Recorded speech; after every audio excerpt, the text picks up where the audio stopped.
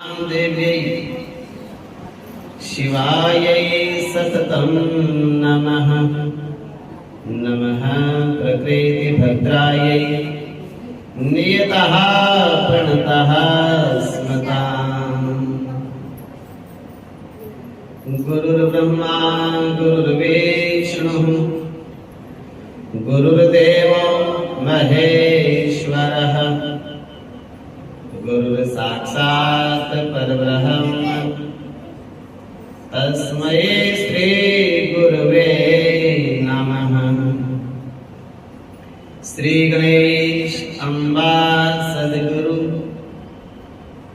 चरण कमलेभ्यो नमः।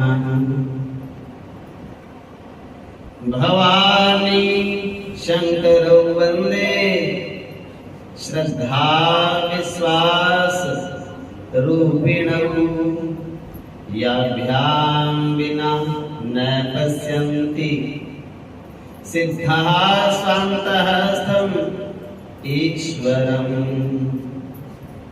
कर्पूरगौरं करुणावतारं संसारसारं भुजगेन्द्रहारं सदा वसन्तं हृदयारविन्दे भवं भवानी सहितं नमामि। भवं भवानी सहितं नमामि। बोलिए भवानी शंकर भगवान की। सर्वसिद्ध बाबा श्री रंगपुरी जी महाराज की।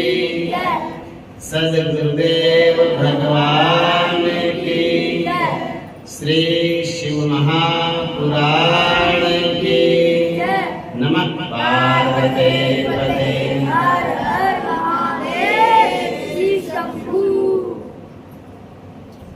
परम मंगलमय परात्पर अखिलेश्वर अकारण कृपा सिंधु मां गौरी के सहित भूत भावन भगवान बाबा भोलेनाथ की अनंत कृपा से शिव महिमा का निरूपक शिव महापुराण के माध्यम से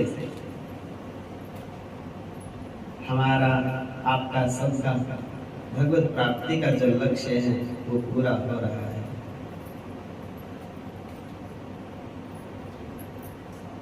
कल की कथा तक बृहदेश्वर संहिता पूर्ण हुई। रुद्र संहिता का आरंभ हो रहा है।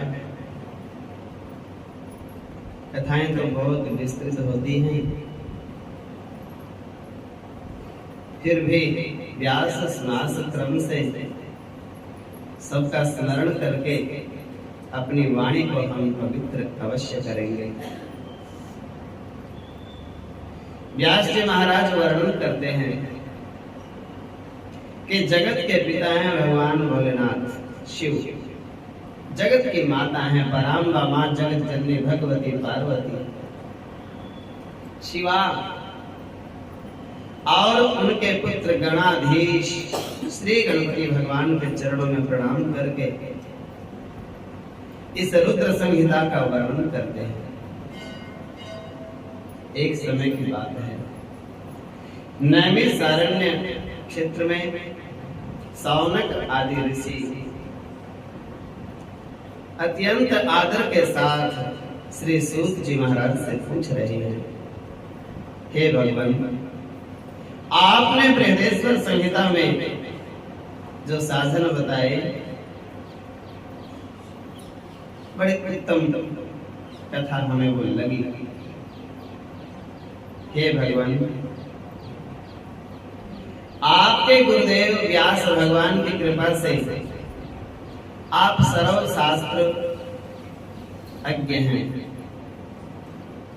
गुरु भक्ति के द्वारा उनकी कृपा आपने प्राप्त करके सब कुछ जान लिया है।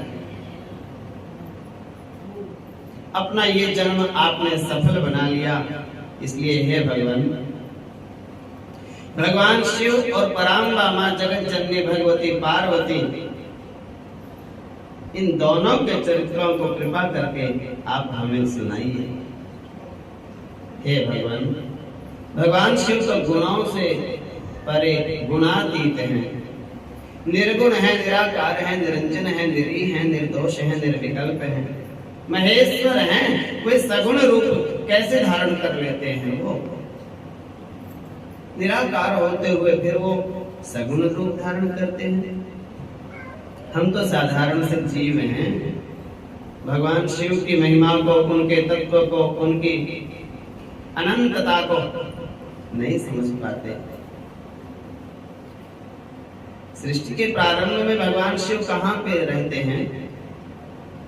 सृष्टि के बीच में कैसी कैसी लीलाएं भगवान भोलेनाथ करते हैं, और सृष्टि के प्रलय के बाद वो कहाँ विराजते हैं, किस रूप में स्थित होते हैं? कृपा करके हमें बताइए। भगवान महेश्वर जब अति प्रसन्न हो जाते हैं अपने भक्तों को दान में, फिर वो खुश होकर क्या देते हैं? और दूसरों को कौन सा उत्तम फल देते हैं? जिनके ऊपर, एक के ऊपर अति प्रसन्न है, दूसरों के ऊपर सामान्य रूप से प्रसन्न है। अति प्रसन्न होकर क्या वरदान देते हैं? सामान्य रूप में वो क्या उपकार करते हैं जीव का? भगवान भोले बाबा बड़े दयालु हैं, अपने भक्तों का कष्ट देख नहीं सकते। और हे सूर्य जी, एक बात और कहें। बोले बोलो। कुछ भगवान शिव के विवाह के बारे में भी बताना सुनना चाहते हैं, अन्य लीलाओं का भी श्रवण करना चाहते हैं। व्यास जी वर्णन कर रहे हैं। जब सौनक आदि ऋषियों ने ये बातें पूछी तो सूत जी अत्यंत हर्षित होकर बड़े प्रसन्न गदगद वाणी से उनको कहने लगे, हे मुनीश्वरों, आप लोग धन्य हैं। क्यों धन्य हैं? सदा शिव कथा सुनने के लिए आप लालायित रहते हैं। आप कभी ये कहते नहीं कि ये तो हमने सुन रखी है, दोबारा नहीं सुननी। शिव कथा को सुनते सुनते आप कहते हो और सुनाओ और सुनाओ। शिव में जो आपका प्रेम है अनंत है। भगवान सदाशिव के चरित्र, शिव की कथा, शिव की लीलाओं के सुनने में जिनकी श्रद्धा हो जाए, वो देहधारी, वो शरीरधारी धन्यवाद का पात्र है। धन्यवाद करना चाहिए ऐसे शिव भक्तों का जिनका शिव की कथा में मन लगता है। वो बड़े धन्य धन्य भाग हैं उनके।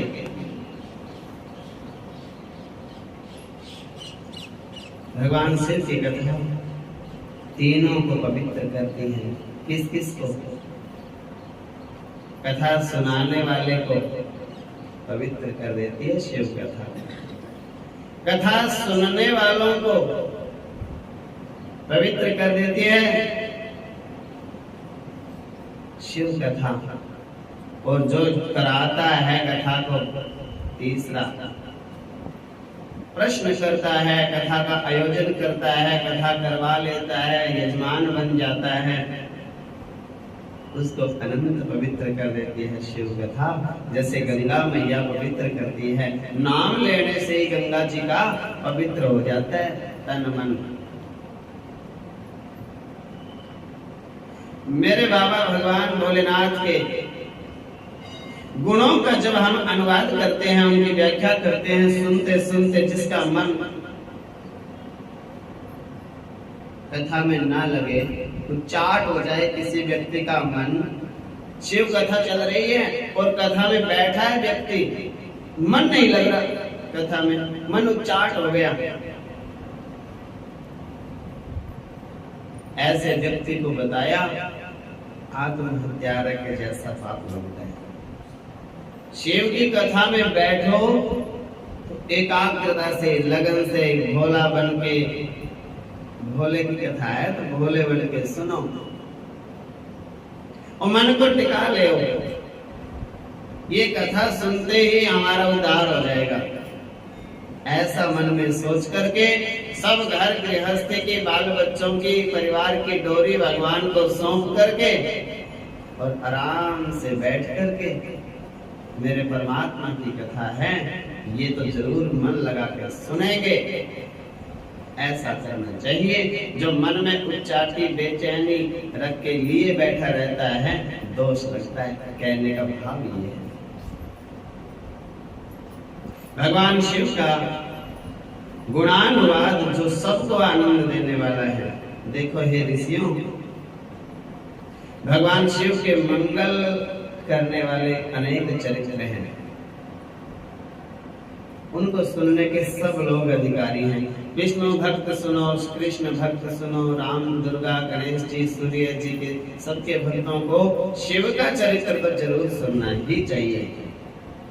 3 प्रकार के जीव होते हैं सृष्टि में, चौथी प्रकार का कोई जीव होता नहीं। 3 कौन कौन से? एक तो वो होते हैं जो विषय वासना में पड़े रहते हैं, विषयी कोटि के जीव होते हैं, विषय वासना से बाहर ही नहीं निकलते। कभी ये दे दो मेरे को भगवान, ये दे दो भगवान, बस इसी में ही पड़े रहते हैं। संसार के चून खाने वाले कीड़े मकोड़े बन के, और कुछ नहीं।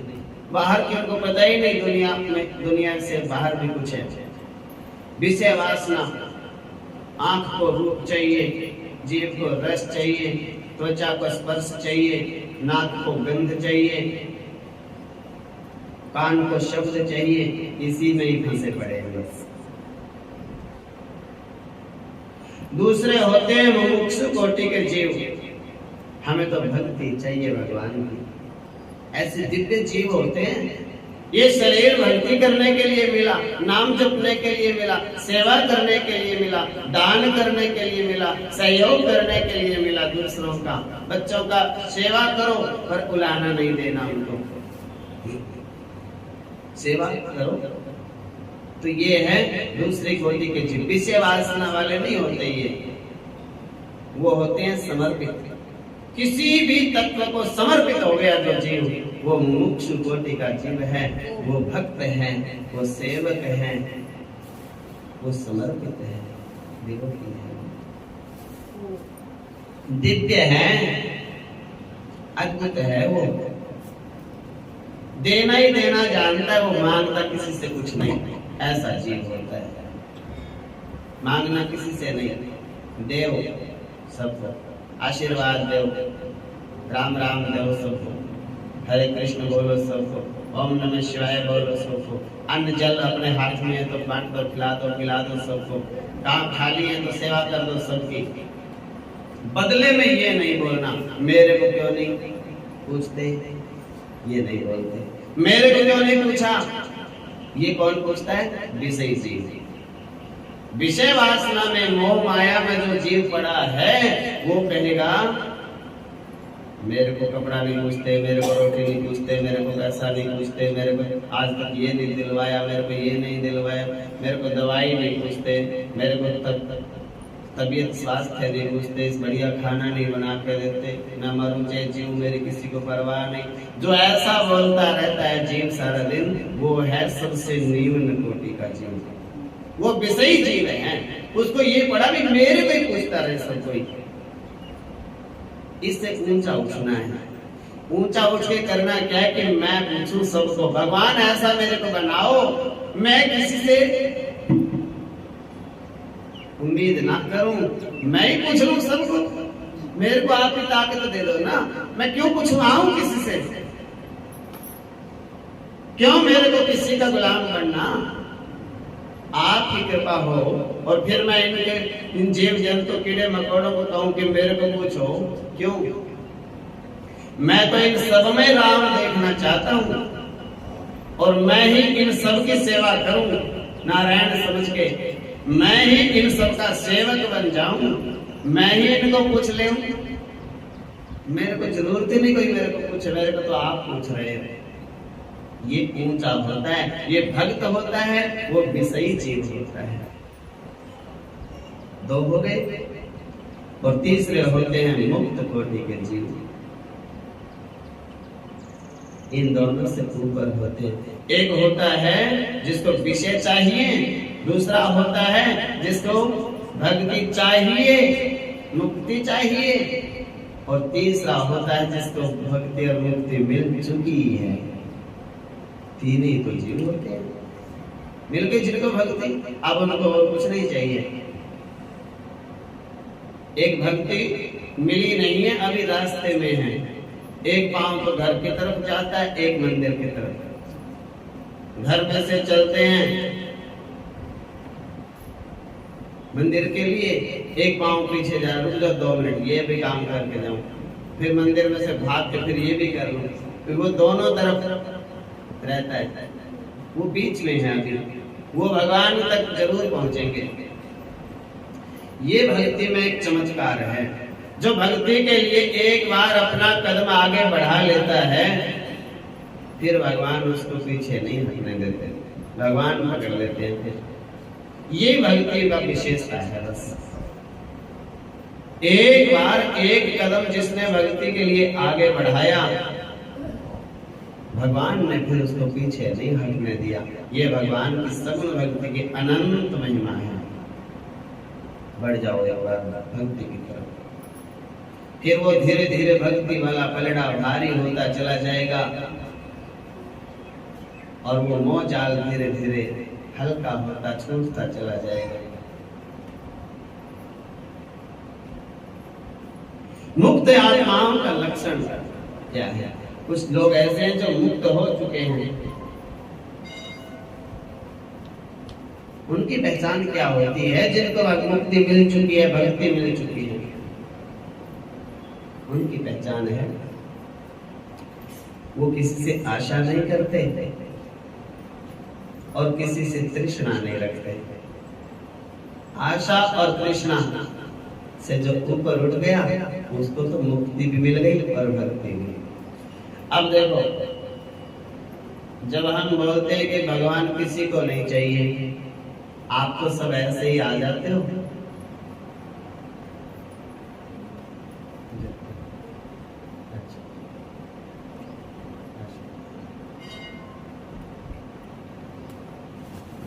क्या बताया? मुक्त आत्माएं होती हैं, उनकी पहचान होती है। संतों की कुछ पहचान होती है, भक्तों की कुछ पहचान होती है। हम आपको बोलते हैं कि आपको भगवान नहीं चाहिए, आप आते हो खाली बातें सुनने के लिए, तो तुरंत आप कहोगे नहीं नहीं जी, हम बातें सुनने के लिए नहीं आते, हमें तो भगवान चाहिए। ऐसे ही बोलते, हमें तो भगवान जी चाहिए, ऐसा बोलोगे। लेकिन ये बात पूरी सच नहीं है। ये मेरे को खुश करने के लिए आप बोल तो देते हो, और अड़ोस पड़ोस के जो लोग बैठे हैं आपके पास में, दाएं बाएं आगे पीछे, उनको लिए भी बोल देते हो कि हमें तो भगवान ही चाहिए। लेकिन जब आपके जो अंदर की बात है, वो अंदर की बात तो ये है कि पहले तो हमको घर परिवार, बाल बच्चे, धन दौलत, शरीर का स्वास्थ्य, नाम सम्मान, यश, खाना पहनना पीना सब कुछ पहले चाहिए, बाद में भगवान चाहिए। अंदर की बात ये होती है। बाहर की बात ये होती है कि हाँ जी भगवान को देखो सबको चाहिए, हम इसीलिए आते हैं कि भगवान चाहिए। ये ऊपर की बात है। लेकिन मैं ये समझाना चाहता हूं आपको कि आप ये भी साथ में रखो कि आप इसको इस बात से शुरू करो कि गुरुजी हमें पहले तो चाहिए भगवान, और बाद में जो भगवान की इच्छा है वो सब। आपने अभी इसको उल्टा पकड़ रखा है बात को। आप कहते हो पहले तो वो चाहिए जो हमारी इच्छा है, और बाद में भगवान चाहिए। इसको सीधे करके पढ़ो कि पहले तो हमें चाहिए भगवान, ये तो हमारी इच्छा है, और बाद में भगवान की जो इच्छा है वो हमें मिल जाएगा। हम कौन सा मना कर रहे हैं, ले लेंगे आनंद से। बस इतना सा आपने बात को समझना है। संत मना नहीं करते, संतों के पास भी सब चीजें आती हैं, काम चल रहे हैं, मना थोड़ा ही कर रहे हैं। आकाश वृत्ति से आकाश क्या होता है, आसमान, आसमान से धूप आ जाती है, बरसात आ जाती है, सर्दी आती है, गर्मी आती है, हवा आती है, आंधी तूफान आते हैं, ओलावृष्टि आ जाती है, आकाश में से बहुत कुछ आता है। जो संत है या भक्त है वो उसको देखता रहता है, प्रणाम करता रहता है, प्रभु लीला है आपकी, आप जो चाहो करो। इसमें हंसने रोने से कोई फर्क पड़ने वाला तो है नहीं। धूप आ गई रोते रहो, कम नहीं होएगी, बरसात आ गई रोते रहो, कम होने वाली नहीं है। वो तो नाम जाप करते रहो, और जो उसको अच्छा लगता है वो होना ही है। इसको कहते हैं आकाश वृत्ति से प्रसन्न रहने वाला जीव। इसी तरह से हमारे घर में बरसात होती है हर पल। बरसात क्या होती है, किसी पल को लाभ हो जाता है, किसी पल हानि हो जाती है। एक दिन आमदन हो जाती है, एक दिन नुकसान हो जाता है, एक दिन शरीर ठीक है, अगले दिन थोड़ा गड़बड़ है, एक दिन तो प्रशंसा हो जाती है हमारी, एक दिन हमारा थोड़ा अनादर भी हो जाता है। ये चीजें हमारे घर में आकाश से अपने आप, जैसे बरसात आती है, धूप आती है, छाया आती है, ऐसे हमारे घर में हमारे मन के अनुकूल बातें और मन के विपरीत बातें, अचानक हमारा कोई बात मतलब दोष भी नहीं होता उसमें, ठीक हंस रहे, खेल रहे, बोल रहे, और एक ने जरा सा कुछ कह दिया तो झगड़ा हो गया, विवाद हो गया। बात किसी की करने वाला कोई तीसरा, हमारे घर की बात पे नहीं, क्लेश हमारे घर में हो गया। तो इन बातों से जो ऊपर उठ जाता है, मुझे मेरे प्रभु, मुझे कोई चिंता नहीं, ये तो आकाश वृत्ति है। एक दिन धन ज्यादा आ गया, फूलना नहीं, एक दिन नहीं है, हाथ में पैसा नहीं होता, किसी किसी दिन 1 रुपया भी, किसी किसी दिन होते हैं खूब,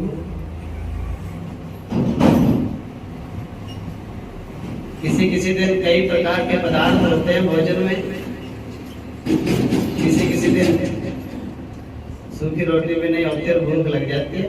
बोलो जय श्री कृष्ण। हाँ, तो ये जो हर परिस्थिति है, हर परिस्थिति में बराबर रहना,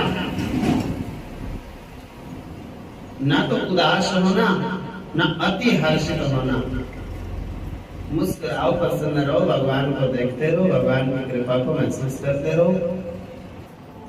तो ये चीज आप में जब तक नहीं आएगी तब तक आपका भक्ति में प्रवेश नहीं होगा।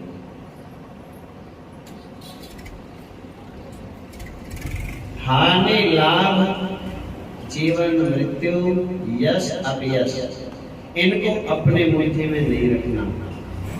6 चीजों को, ये 6 की 6 वस्तुएं भगवान को सोच दो। हानि हो गई, मेरी हुई नहीं, भगवान की हुई, मालिक तो भगवान है। लाभ हो गया घर में, मेरा नहीं हुआ, भगवान का हुआ है, मालिक तो भगवान है। नौकर की कभी हानि नहीं होती, हानि सेठ की होती है। नौकर का लाभ नहीं, सेठ का ही लाभ होता है। हम तो रोटी खाते हैं, काम करते हैं, घर भगवान का है। उस घर में होने वाली लाभ भगवान का है, घर में होने वाला नुकसान भगवान जी का। हमें तो मतलब नहीं इस बात से। काम करना है, रोटी खानी, ईमानदारी से काम करते हैं। और रोटी वो जैसी देता है उसी को प्रसाद समझ के खा लेना है, उसमें नुक्ताचीनी नहीं होनी चाहिए। शरीर एक दिन ठीक है, एक दिन नहीं ठीक, ज्यादा परेशान नहीं होना।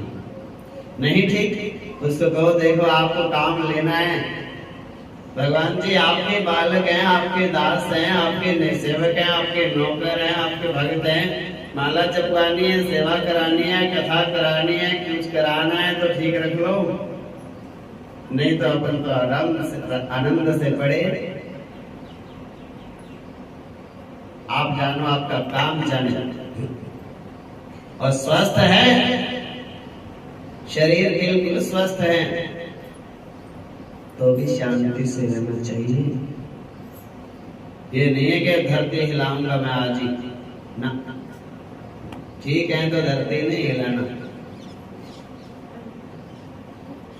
ठीक है तो ये नहीं कहना कि मैं मेरी वजह से ठीक हूं ना, बड़ी कृपा है मेरे प्रभु की, अनंत कृपा है। उस दिन नाम जपो, उस दिन भक्ति करो, उस दिन पाठ करो, उस दिन थकावट नहीं है तो भक्त सेवा ज्यादा करो, भलाई मिल रही है, अपनी कोई उसमें योग्यता नहीं समझना, मेरे प्रभु की कृपा है। मैं कल भी वही था, आज भी वही हूं, कल भी वही रहूंगा। कभी बुराई मिली, कभी भलाई मिली, कभी फिर बुराई मिली, कभी फिर भलाई मिली, मेरा इसमें कोई योगदान नहीं। ये मेरे प्रभु की माया है, कभी धूप कभी छाया है। कोशिश तो सब करते हैं कि हमें भलाई मिले, फिर भी बुराई मिल जाती है। सिमरन करके जब बुराई मिले उस समय को बिता ले, बोलो ना, सुन के चुपचाप, अभी अपना समय ठीक नहीं चल रहा, चुप हो जाओ, सिमरन करो, वो समय बीत जाएगा, महीना 2 महीने का, फिर वो अपने आप समय बदलेगा, रात के बाद दिन निकलेगा। जो आदमी हमें गलत कहते थे वो अच्छा कहना शुरू करेंगे अपने आप भलाई मिलनी शुरू हो जाएगी। लोगों की परवाह नहीं करना, अपने काम पे ध्यान, अपनी भक्ति पे ध्यान, अपने लक्ष्य पे ध्यान, अपने उद्देश्य पे ध्यान रखना। अपनी आत्मा को ये होना चाहिए कि मैं सही कर रहा हूं, बस, दूसरों की परवाह नहीं करना। तो इस प्रकार से मुक्त आत्माओं के संत बनो, भक्त बनो, भक्त। और भक्त बनने से आपके जो आप इतनी मेहनत, इतनी लगन करते हैं सब कार्य करने के लिए, संत कहते हैं कि तुम भक्त बन जाओ, बस तुम्हारे सब काम जो जो आपने सोच रखे हैं, जो सोच के बैठे हो, जो सोचते रहते हो, रात भर नींद भी नहीं आती, वो सब काम बने बनाए मिलेंगे। बस आपको भक्त बनना है, ये भक्ति का सिद्धांत है। लेकिन एक काम करना पड़ेगा, दूध तो सबको जमाना आता है, और कहावत है हरियाणा की, और दूध को बार बार उगाड़ के देखेंगे पूरी रात तो जमता नहीं, ऐसे ही तो होता है। करना क्या पड़ेगा, उसको तो गर्म तासीर में और ढक के रख दो और सुबह तक खोलना नहीं, तो सुबह जमा मिलेगा। आप करते क्या हो, आप यही गलती करते हो। आप अपनी किस्मत को 10-10 मिनट बाद खोल खोल के देखते हो, जागी के सो रही है, जागे के सो रही है किस्मत ना, उसको कम से कम 1.25 साल के लिए तो देखना ही नहीं खोल के, और भगवान के नाम में जाप में ऐसे लग जाओ, बोले प्रभु 1.25 साल के लिए तो मैं तेरे से कुछ मांगूंगी नहीं, मैं लगी भक्ति में, अब मेरी किस्मत आपके हवाले। अब हम रुकेंगे नहीं, एक दिन का आलस नहीं करेंगे, विश्वास को कम नहीं होने देंगे, कथा कीर्तन मंदिर को छोड़ेंगे नहीं, रेगुलर कंटिन्यू लगातार हम तेरे ऊपर डोरी छोड़ के उदास नहीं रहेंगे। और निभाएंगे पक्का। और एक साल में कभी ये नहीं कहेंगे हम दुखी हैं, 1.25 साल तक बस यही कहेंगे बड़ी कृपा, बड़ी कृपा, बड़ी कृपा। व्यर्थ का क्रोध नहीं करेंगे, किसी व्यक्ति को दोष नहीं देंगे, किसी का अहित नहीं करेंगे, बुरा नहीं करेंगे किसी का। शरीर से सेवा करके किसी को बुलाना नहीं देंगे, हमने सेवा की। घर का काम करके घर वालों को बुलाना नहीं देंगे, हम घर का काम करते हैं। 1.25 साल का ऐसा अपनी किस्मत जगाने के लिए, अपने भक्ति में प्रवेश पाने के लिए 1 साल के लिए हम उदास नहीं होंगे, मुस्कुराएंगे, केवल मीठा ही मीठा बोलेंगे, क्रोध नहीं करेंगे। ऐसे करो। 1.25 साल जब हो जाए फिर अपना उस दिन से उस दिन तक का हिसाब किताब देखना। इस साल में आपकी किस्मत कितनी जगी, जग जाएगी। अब करते गड़बड़ हो तुम, रोज सवेरे ही शुरू हो जाते हो अपने किस्मत को देखना, आज क्या हो रहा है मेरे साथ। अगले दिन फिर कहते हो आज भी वही हो रहा है मेरे साथ। तीसरे दिन कहोगे आज भी मेरे साथ गड़बड़ हो रही है। तो भगवान कहते हैं ये तो दूध को जमने नहीं देते तुम, तो घी कहां से आएगा। आप भक्ति करते हो, भजन करते हो, उस जीव से इस जीव को 1 साल तक भजन ही भजन करो, बस निंदा चुगली क्रोध इससे करना नहीं। 1 साल में ये फिर अपना रिजल्ट तभी तो दिखाएगी। आप 10 मिनट के लिए राम का नाम लेते हो, आधा घंटा गालियां देते हो। जीव तो थोड़ी सी पवित्र हुई और अति अपवित्र हो गई। 10 मिनट के लिए आप शांत बैठते हो, आधा घंटा क्रोध करते हो। 1 घंटा आप घर का काम करते हो, 1 घंटा आप घर वालों को बुलाना देते हो। 1 घंटा आप दूसरों की सेवा करते हो, 1 घंटा कहते हो हमें भी हमारी भी सेवा करो बदले में, हमें कोई पूछता ही नहीं। ये विचार त्याग करके अपने कर्तव्य को निभाएं, अपने अधिकार को 1 साल के लिए भगवान को अर्पण कर दें। अधिकार नहीं मांगना, 1 साल कम से कम, और भगवान का भजन सिमरन में लग जाओ। जिनकी आशा तृष्णा समाप्त हो चुकी है, ऐसे लोगों को भक्त कहा जाता है। लौकिक पारलौकिक भोगों की स्पृहा चित्त में नहीं है, जिनके भगवान का साक्षात्कार, भगवत सेवा के अतिरिक्त और कोई इच्छा जिसके मन में नहीं है,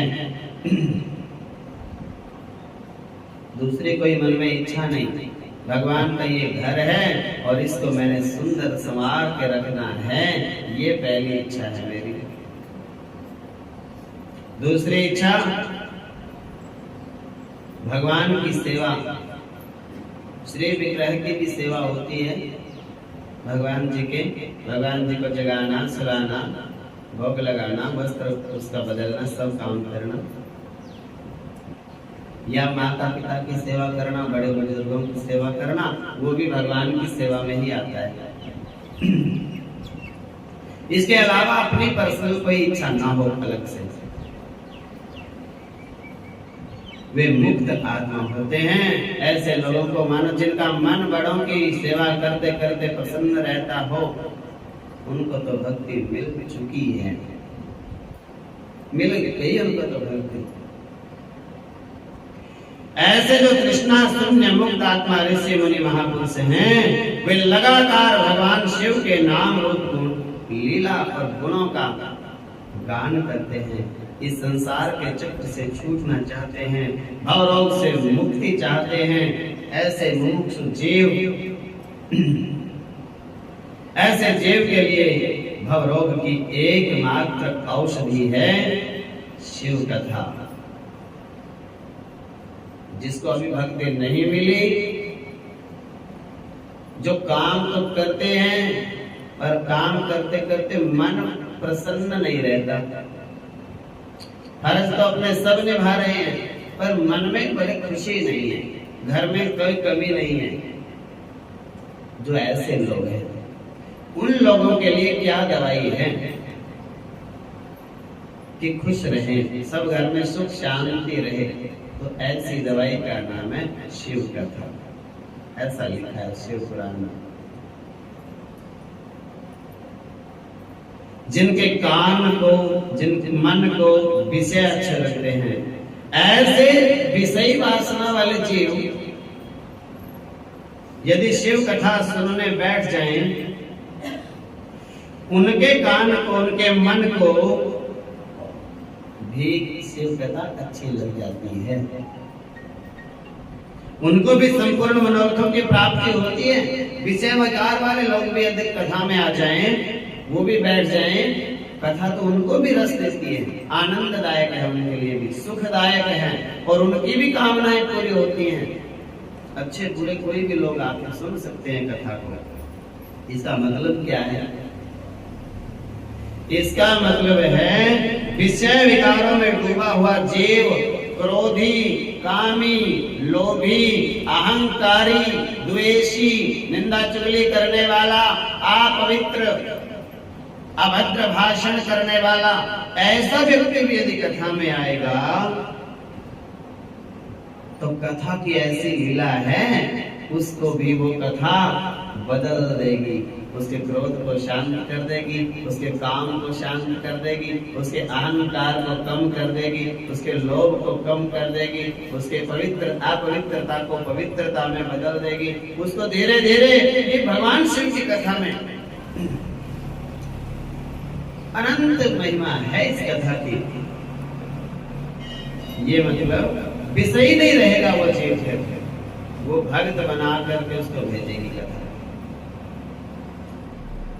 विषय विकारों से उसको विषय विकार मिटाओ, पाप हरो देवा। उसके विषय विकार मिटा देंगे और पाप को मिटा देंगे, पुण्यात्मा बन जाएगा वो। फिर क्या हो जाएगा? फिर वो बोलेगा अब मेरे को भी भक्त बनना है। तीन प्रकार के जीव है ना, एक विषयी, दूसरा मुमुक्षु भक्त बनने का इच्छुक, और तीसरा मुक्त आत्मा। तो विषयी आ गया कथा में, वो कहेगा फिर विषय, अब उसको मन विषयों में नहीं लगेगा, फिर कहेगा मुझे भी भक्ति का दान दो प्रभु, भक्ति मांगेगा। भक्तों के साथ में बैठना शुरू कर देगा विषयी व्यक्ति। उसमें भक्त बैठे हैं बाकी सब, और विषयी व्यक्ति आया भक्तों के बीच में बैठा, उसको आनंद आएगा। ये तो सब बड़े अच्छे अच्छे लोग हैं, सब जय श्री कृष्ण ओम नमः शिवाय बोलने वाले हैं। मैं आज तक कहाँ डूबा पड़ा हूँ, अज्ञान में, अंधकार में। तो उनके साथ में, उनकी क्लास में बैठ के पढ़ने लग गया वो। भक्ति जो चाहते हैं, भक्ति में प्रवेश पाना जो चाहते हैं, उनकी क्लास में बैठ के विषयी जीव उनके साथ में पढ़ना शुरू कर दिया। कक्षा में बैठ के सुनेगा, उनके बराबर का हो जाएगा, वो भी मुक्त हो जाएगा, वो मुक्त होंगे, वो भी साथ में कर जाएगा। और मुक्त है जो, जिसको पहले ही भक्ति मिल चुकी है, वो व्यक्ति कथा में बैठा हो, कथा सुन रहा हो, तो उसको क्या मिलेगा? उसको कहते हैं भगवान की नित्य की सेवा प्राप्त हो जाएगी। बोलो जय श्री कृष्ण।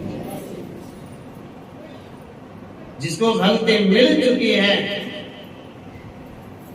जिसको कोई चिंता नहीं, कोई संसार से लेना देना नहीं, संत ही बन चुका है, जो घर में रहता है लेकिन डोरी भगवान को सौंप के रहता है घर में। प्रभु हम घर में रहते हैं, काम करेंगे, चिंता नहीं हमसे होती, चिंता आप करो, हम तो काम कर सकते हैं, चिंता हमसे बनती नहीं। आपका घर, आपके बच्चे, आपके हम, आपके लाभ हानि, आपका जीवन मृत्यु, आपका भलाई बुराई, हम इस पचड़े में पड़ते नहीं, चिंता करो, आप भजन करेंगे हम। जो ऐसे भक्त हैं, उन भक्तों को अगर कथा में बैठ के कथा को सुनेंगे, उनको भगवान क्या देते हैं?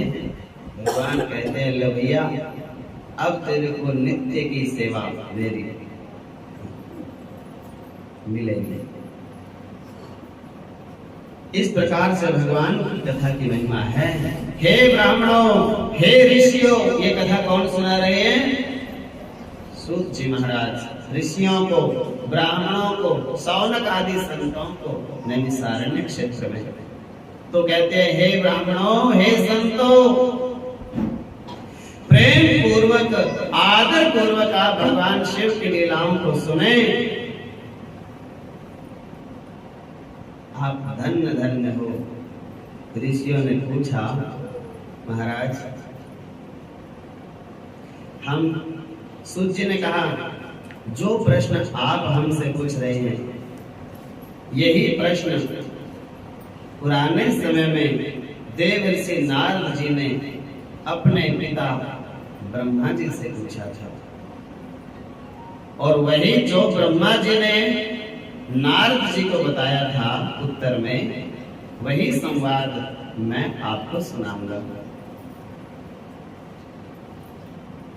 ऋषियों ने पूछा, महाराज, ब्रह्मा जी का और नारद जी का संवाद कब हुआ? पहले तो ये बताएं। अब आपने बताया कि ब्रह्मा जी के और नारद जी की कुछ वार्तालाप हुआ, संवाद हुआ, तो हमारे मन में सुनने की इच्छा पैदा हो गई। क्या संवाद हुआ था, क्या वार्तालाप हुआ था? आप कृपा करके उन दोनों की पवित्र वार्तालाप हमें सुनाइए।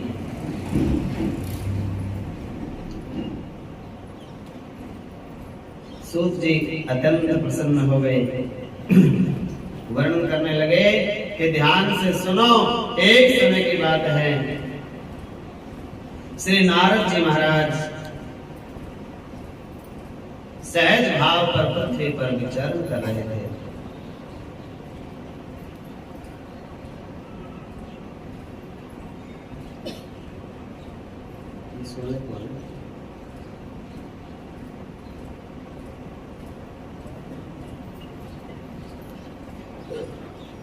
तो एक बार नारद जी सहज भाव से पृथ्वी पर डोल रहे थे, विचरण कर रहे थे। विचरते विचरते नारद जी एक हिमालय की गुफा में पहुंच गए, कंदरा में। उस गुफा के निकट भगवती देव नदी गंगा कलकल ध्वनि करती हुई वेग पूर्वक प्रवाहित हो रही थी। आनंद से गंगा मैया बह रही थी तीव्र गति से। हिमालय के गुफा में वहां नारद जी अकस्मात चले गए। बड़ा सुंदर रमणीय स्थान दिखा। ये तो भजन करने की जगह है, दिव्य आश्रम की जैसी जगह उनको वो दिखाई पड़ी। नारद जी का मन प्रसन्न हुआ, तपस्या करने के लिए वहां बैठ गए। दृढ़ आसन से बैठे, मौन होकर के। जब भजन करो तो मौन होकर के किया जाता है। जाप में और भजन सुमिरन में ये शब्द जरा जरा अलग हैं, थोड़ा थोड़ा अंतर होता है। लस्सी में और दही में ज्यादा फर्क नहीं होता, पर अंतर तो होता है। उसी तरह से जप में और भजन सुमिरन में ज्यादा फर्क नहीं है, पर अंतर है। जप होती है पहली स्टेज, जब शुरू करते हैं हम, उसको जाप कहते हैं। बोल के भी करता है कोई कोई, सीखता है कोई कोई शुरू में, फिर कोई कोई जीभ हिलती है, बोलना बंद कर देता है पर जीभ हिलती है। फिर उसके बाद का ऐसा होता है कि जीभ भी हिलना बंद हो जाती है और जप की आदत पड़ जाती है, मन मन में चल रहा है। अब उसके बाद ऐसा भी होता है, मन में जप तो चल रहा है पर संसार के काम भी याद आ रहे हैं बीच बीच में। हाँ, ये टाइम हो गया, बाद में करेंगे बाकी। ऐसा ऐसा मन में चलता रहता है। तो ऐसी एक उसके बाद फिर एक ऐसा समय आता है कि भजन में जप में इतना मन लग जाता है कि भजन बनने लग जाता है। सुमिरन, सुमिरन कहते हैं याद को, भूलते ही नहीं जिसको, उसको कहते हैं सुमिरन। जिस चीज से अति प्रेम होता है उसको भूलते नहीं हम, और जिससे प्रेम कम होता है उसको भूल जाते हैं। भगवान को भूलते क्यों हैं? भगवान से हमारा प्रेम कम है। अभी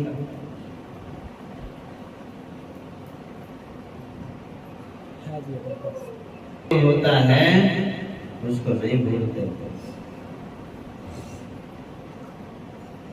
जिससे प्रेम नहीं होता या कम होता है उसको भूल जाते हैं। प्रेम किससे होता है?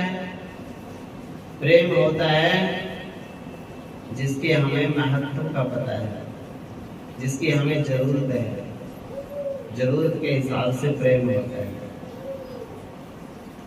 जल की जरूरत है, जल से प्रेम होता है, जल के बिना रह नहीं सकते।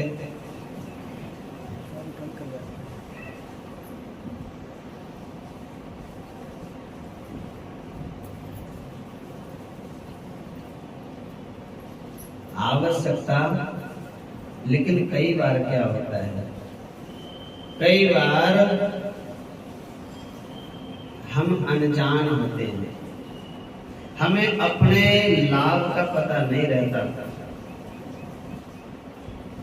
बुद्धि में हमारे दोष आ जाता है। कोई जैसे विद्यार्थी है, पढ़ता है वो स्कूल में, विद्यार्थी को ये पता तो है कि मेरे विद्या काम आएगी, विद्या पढ़ना ही मेरा मुख्य काम है और अच्छी तरह से लगन से मुझे पढ़नी है और इसी के लिए मेरी जिम्मेवारी है। घर वालों ने ड्यूटी मेरी लगाई विद्या पढ़ने के लिए, लेकिन फिर भी जानने के बाद भी जीव अनजान हो जाता है। क्यों होता है?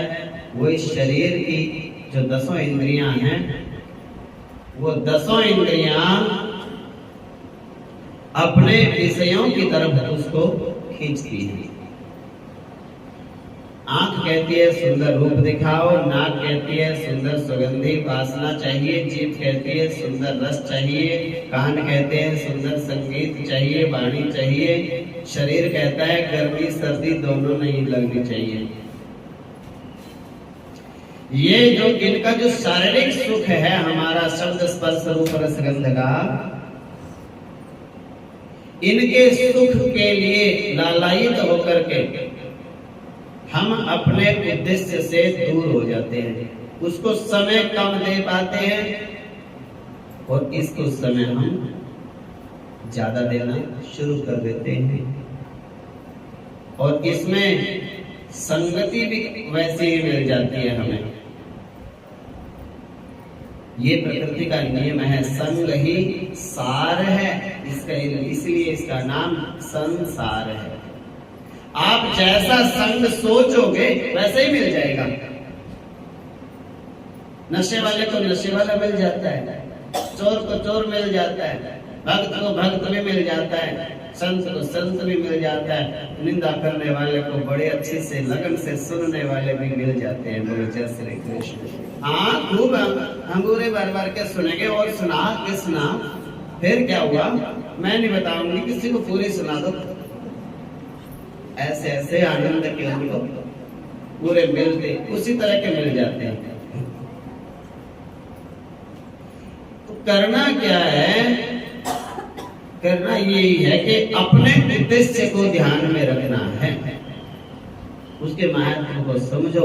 और महत्व ये है कि मनुष्य का जो शरीर है केवल वो भगवत प्राप्ति के लिए आपको मिला है, केवल भगवान का नाम जपने के लिए, भगवान को पाने के लिए, भगवान को जानने के लिए, भगवान से प्रेम करने के लिए। और उसका दूसरा कोई उपाय नहीं, एक ही उपाय है, भगवान को जानने का, भगवान को पाने का। एक तो सत्संग सुनो रोज, एक शरीर से सेवा करो, और तीसरा संतों का दर्शन और संतों में भगवान के दर्शन करो। बस इतना सा काम करने से आपको भगवान की प्राप्ति होती है। जो ये तीन काम नहीं कर सकता कभी भगवान की प्राप्ति हुई नहीं, हो सकती नहीं, होगी नहीं।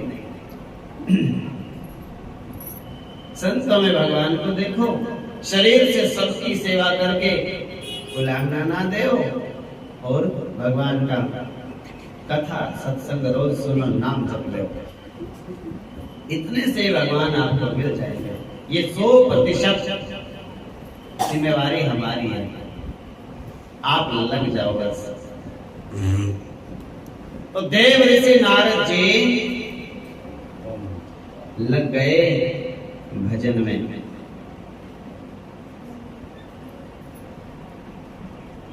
मौन हो गए। मौन कैसे?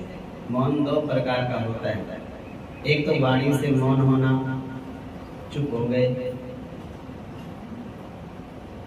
अंदर ही अंदर चल रही है, सारी दुनिया घूम रही दिमाग में, उसको मौन नहीं कहते।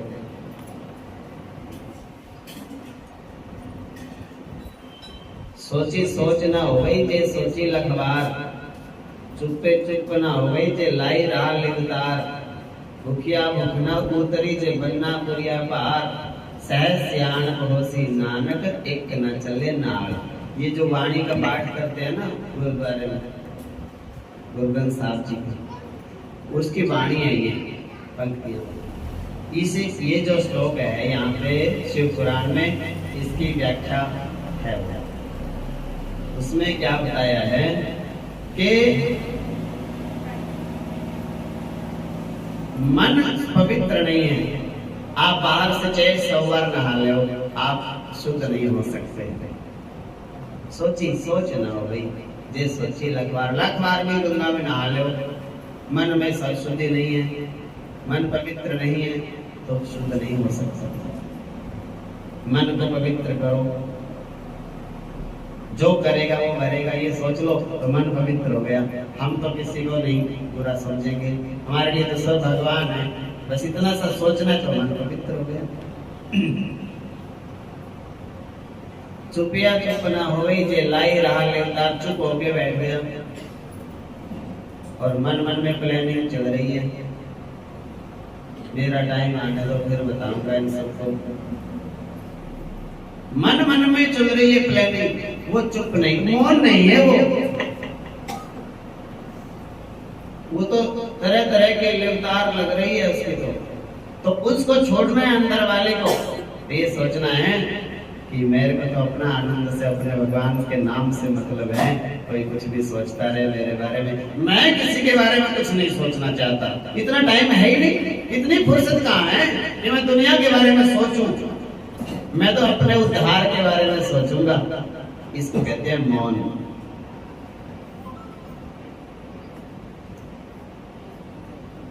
तो ऐसा मौन करके, प्राणायाम करके पवित्र बुद्धि से नारद जी तपस्या करने लगे। भगवान के ध्यान में इस प्रकार डूब गए, उन्हें अपने शरीर की भी याद नहीं रही, देह की भी स्मृति हो गई। अहम ब्रह्मास्मि, रामचरितमानस में लिखा है, सोहमस्मि इति वृत्ति अखंडा। सोहमस्मि, इस वृत्ति वो भगवान में और मुझ में कोई अंतर नहीं। मैं भगवान का हूँ, मेरे से भगवान अनुभव ये करते चलो जब लगन में प्राण। कोई पूछे किसके हो? भगवान के हैं। भगवान किसके? मेरे। शर्म नहीं आनी चाहिए, शर्म आ गई तो फिर तेरे नहीं है भगवान। हाँ, शर्म नहीं। भगवान किसके हैं? मेरे हैं। मीरा ने शर्म नहीं की। मीरा कहते मेरे तो गिरधर गोपाल दूसरा ना कोई, जिसके सिर पे मोर मुकुट मेरो पति सोई।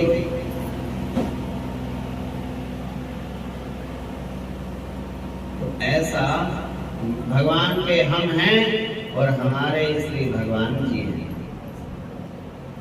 समाज में 10 लोगों में, 20 लोगों में, 50 लोगों में, 1000 लोगों में बोल दो भगवान कहूं मैं और भगवान मेरे, सब नहीं बोल सकते। जो भगवान का है वही बोल सकता है। भगवान का जो नहीं है वो शर्म करेगा। तो बोल भगवान कहूं मैं, नहीं मैं ऐसे कैसे बोलूं, ये सब कहेंगे ले भगवान किसी के हिस्से में आ गया सारा, हमारे लिए भी छोड़ दो भगवान को। ऐसी फालतू की बातें दिमाग में आएंगी। तो ऐसा सोचना और बोलना शुरू करो, हम तो भगवान जी के हैं। संकोच शर्म नहीं किसने करना। बैठे बैठे उनको इतना आनंद आया कि मैं भगवान का हूँ, भगवान मेरे, तीसरे का बीच में कोई काम ही नहीं। एक ही काम करने के लिए जन्म मिला है, वही काम भगवान की कृपा से कर रहे हैं। इस वृत्ति में नारद जी स्थित हो गए, मन टिका करके बैठ गए। और जब नारद जी की अच्छी तपस्या चल रही थी, इंद्र को चिंता हो जाती है। कोई भी तपस्या करे सबसे पहले चिंता इंद्र को ही होती है। व्याकुल हो गए इंद्र मन मन में, मेरा सिंहासन ले लेगा यदि इसकी कामयाबी हो गई। इंद्र ने कामदेव को याद किया, कामदेव को बुलाया, आज्ञा दी, अपनी पत्नी रति को साथ में ले जाओ, अपने मित्र बसंत को साथ में ले जाओ। हिमालय के पास गंगा जी के किनारे एक गुफा में नारद जी तपस्या कर रहे हैं, उनके पास में जाओ, उनकी तपस्या में विघ्न पैदा करो। काम ने नारद जी के तप में जाकर के विघ्न पैदा कर दिया।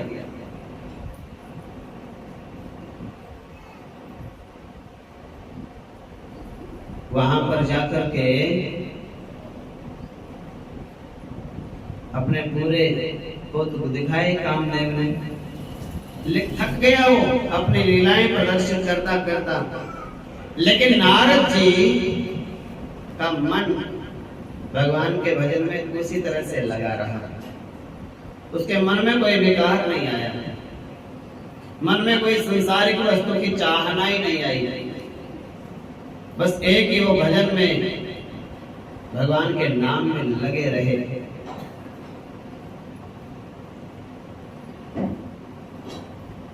तो कामदेव थक गया। जब व्यक्ति किसी काम में सफल ना हो और हार जाए, थक जाए, तो कमजोर महसूस करता है अपने आप को। मैंने पूरी ताकत लगा दी, लेकिन मैं कामयाब नहीं हुआ। नारद जी की तपस्या, नारद जी का ध्यान भगवान में से हटा नहीं सका। आप सबसे भगवान का नाम ले लो और किसी दिन आपका भगवान में मन लग जाएगा, संसारिक चिंताएं ना हो और भगवान में आपका मन सही लग जाए किसी दिन भक्ति में, तो ये बात ध्यान रख लेना कि उसमें आपका कोई रोल ही नहीं। ये कहो कि आज तो भगवान की बड़ी कृपा हुई, ये नहीं सोचना कि मैंने भक्ति में मन लगा लिया ना। आज मेरे प्रभु की कृपा है कि आज मेरा मन उनकी कृपा से लगा।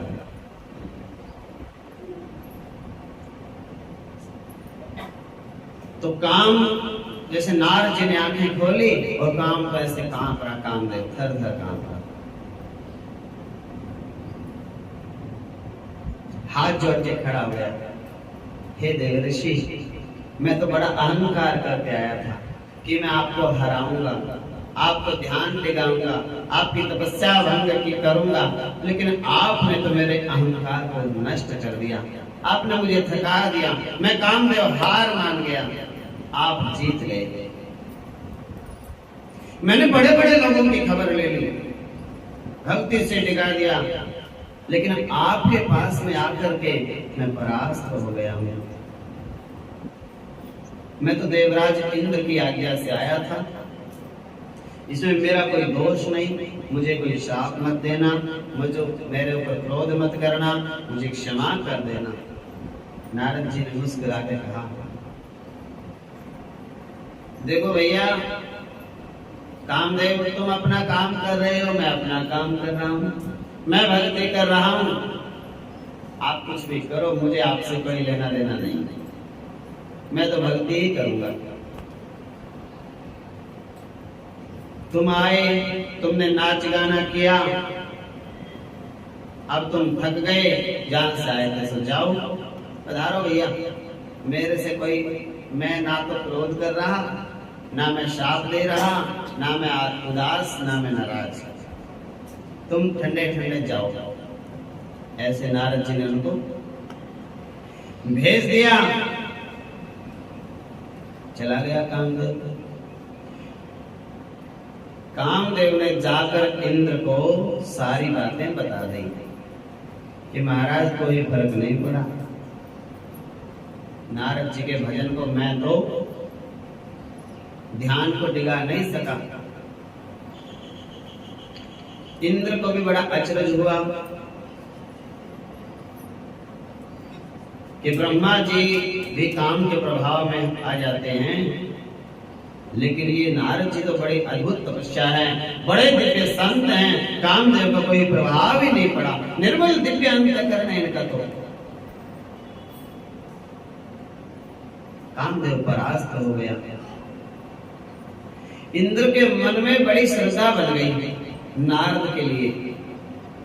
ना इंद्र कहता है चलो फिर तो नारद जी का दर्शन करना चाहिए, इतने बड़े संत हैं, कामदेव को ही हरा दिया, नारद जी का दर्शन करके आए। भगवान की माया बड़ी प्रचंड है। व्यक्ति को बिल्कुल किसी बात का भी अहंकार करना ही नहीं चाहिए।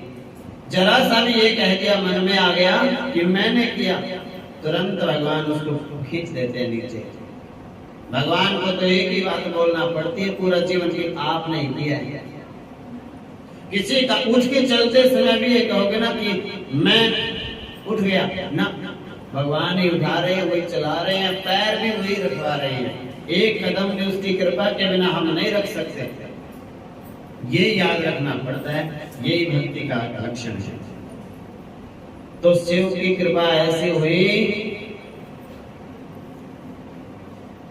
ज्ञान हराना था नारद जी को, और नारद जी को बहाना है, अर्जुन तो बहाना होते हैं, गीता तो सब दुनिया को सुनानी थी कृष्ण भगवान ने, उसी तरह ये नारद जी तो बहाना है, ज्ञान तो भगवान शिव ने पूरी दुनिया को ही कराना था, नारद जी को माध्यम बना करके। तो नारद के मन में तो काम को जीत लिया, लेकिन क्रोध भी नहीं आया। तीसरा भाई आ गया, अहंकार। तर्क कुछ है नहीं, काम जीता, क्रोध जीता, तीसरा ने पकड़ लिया, अहंकार ने। अभिमान हो गया, देखो मैं कितना बड़ा भक्त हूँ, कितना बड़ा संत हूँ, मैं तो जितेंद्रिय हो गया, ज्ञान विज्ञान से संपन्न महापुरुष, कोई दुनिया में आज तक काम को नहीं जीत सका, और मेरे सामने काम की दाल नहीं गली, मैंने काम को जीत लिया। व्यास जी कहते हैं भगवान की माया का कोई पता नहीं चलता, धन्य है मेरे प्रभु, ब्रह्मा आदि बड़े बड़े देवता भी नहीं जान सकते। आपके हाथ से बहुत ऊंचा काम करा के भगवान, और फिर आपके मन में अहंकार भर देता है।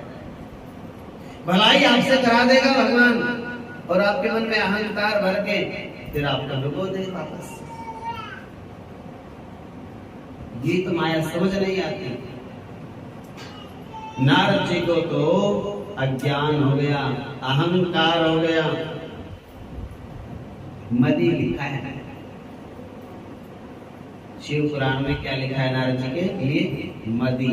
मदी हो गया मद, और मद जिसको ज्यादा हो जाए उसका नाम मदी, मदी नारद। मदी माने अहंकारी हो गया,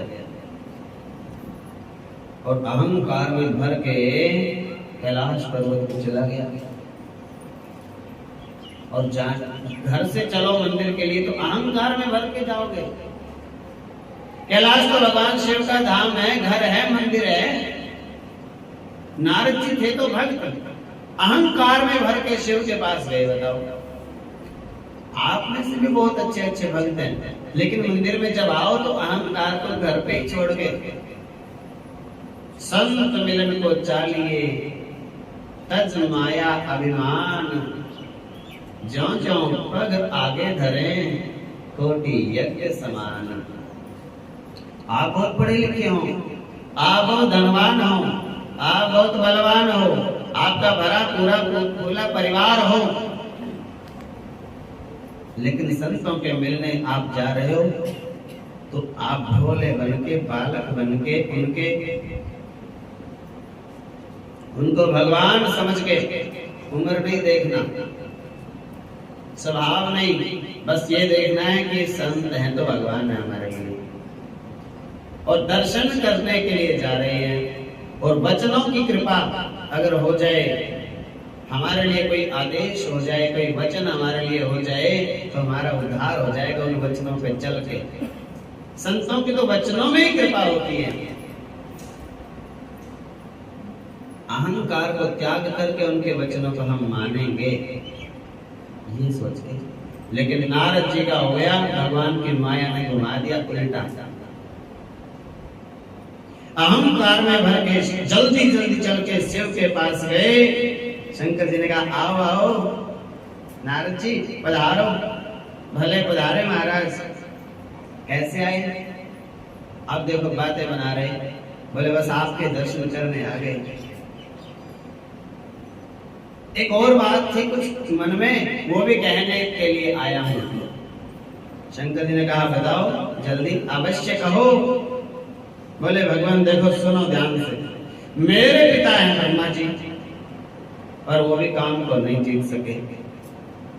अच्छा, आप हो शंकर जी, आपने काम को जीत लिया, लेकिन आपने क्रोध को नहीं जीता, भस्म कर दिया काम को।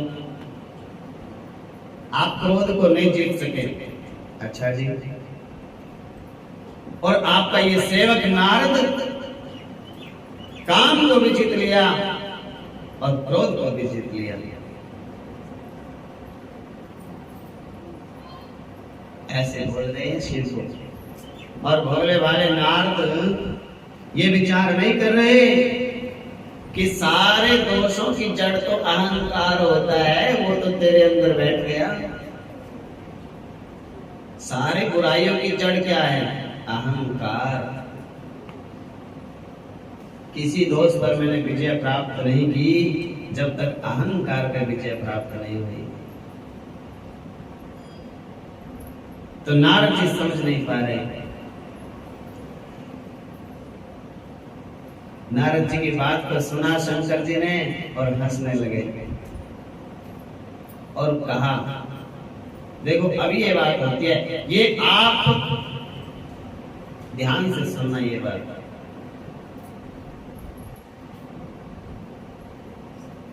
बड़े लोगों के सामने, संतों के सामने आप कोई बात बताओ, और संत कहें या घर के बड़े लोग कहें कि देखो ये बात मेरे को तो बता दी, अब इसको यहीं पे छोड़ दो, आगे मत बताना। तो संतों की बात को उसी समय मान लेना चाहिए। नारद जी ने यहाँ पे गलती करी, शंकर जी को बताया कोई बात नहीं, घर की बात घर में ही आगे तक बिगड़ा कुछ नहीं, क्योंकि शंकर तो महान। लेकिन शंकर जी ने कहा सुनो, हमें तो आपने ये बात बता दी नारद जी, ये बात किसी दूसरे को मत बताना बिल्कुल भी। और मान लो किसी को सुना भी दो धोखे से, क्योंकि आप मानोगे नहीं। पता होता है ना बच्चों का, माँ बाप को पता होता है कि आप मानने वाले नहीं हो। जैसे जैसे मैं सबको कहता हूँ कि पाँव के हाथ नहीं लगाना, फिर भी मानने वाले नहीं है कुछ लोग। पता होता है हमारे को मानेंगे नहीं, तो फिर हम बार बार कहते कि मान लो, दूर से प्रणाम कर लो। फिर वो आदत से मजबूर हैं, दोष लगता है। दूर से प्रणाम करो। तो ऐसे कहने लगे नारद जी देखो तुम मानोगे नहीं, फिर भी एक बात जरूर मान लेना। बोले क्या? विष्णु भगवान को मत बताना बस। यहां जाकर के ये बात शंकर जी ने नारद जी को बताई। तो आगे की कथा आपको कल सुनाएंगे। नमः पार्वते पते हर हर महादेव शिव शंभो नमामि शमीशान निर्वाण रूपम विभुं व्यापकं ब्रह्म वेदस्वरूपं नित्यं निर्गुणं निर्विकल्पं निरीहं चिदाकाशमाकाश निराकार मौकार मूलं तुरीयं गिराज्ञान गोतीत निशं गिरीशं करालं महाकाल कालं कृपालं गुणाकार संसार तुषाराद्रि संकाश गौरव गभीरं मनोभूत कोटि प्रभाश्री शरीरं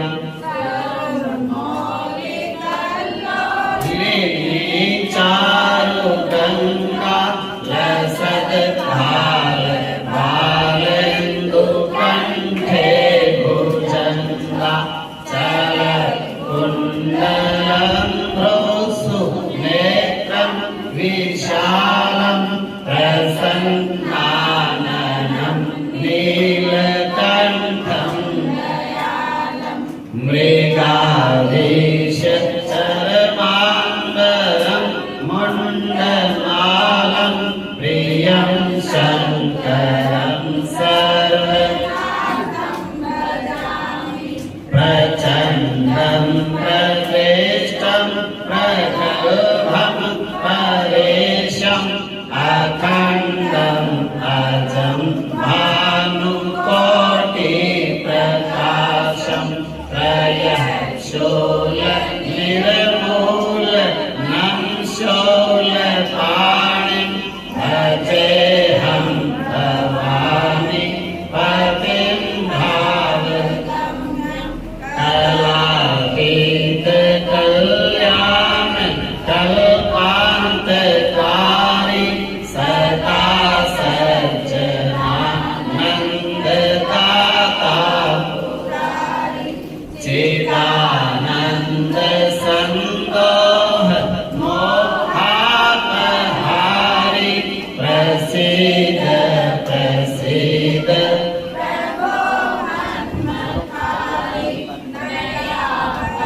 उमानाथ